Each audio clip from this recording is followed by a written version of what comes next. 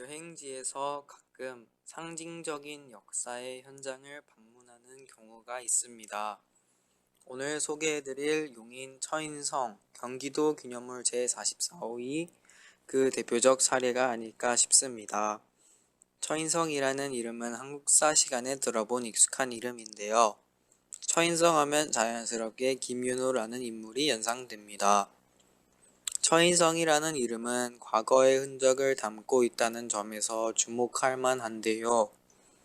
이 지역의 과거 지명이 처인현이었으며 처인성의 위치가 용인시 처인구 남사면 아곡리라는 사실을 보면 알 수 있습니다.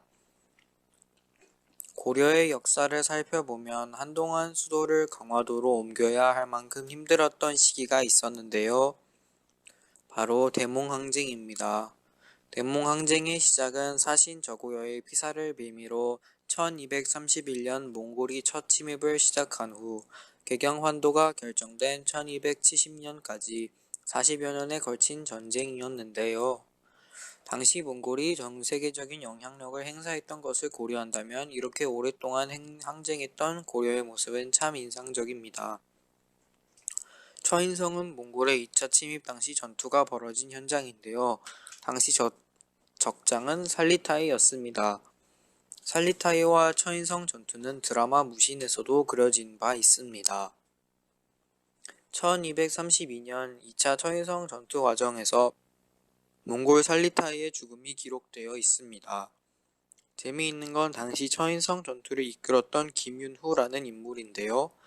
보통 장수로 생각하고 있지만 의외로 당시 신분이 승려였다는 점은 이색적이기도 합니다.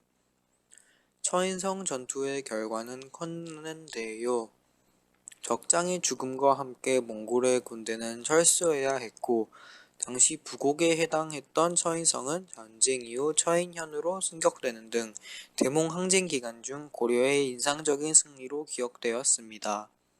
따라서 대몽항쟁을 이야기할 때 처인성은 나름의 상징적인 공간으로 우리에게 기억이 되고 있는 것입니다.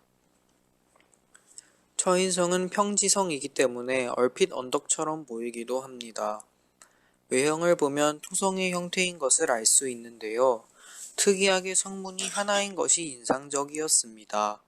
사실 이 정도 규모의 성에서 몽골의 침입을 막고 적장 살리타이를 죽였다는 것이 믿기지 않을 정도입니다. 성 내부는 차를 가지고 들어갈 수 없기에 인근에 마련된 주차장에 주차를 한 뒤 도보로 이동하면 되는데요. 처인성 자체가 규모가 크지 않아 돌아보는데 얼마 걸리지가 않습니다.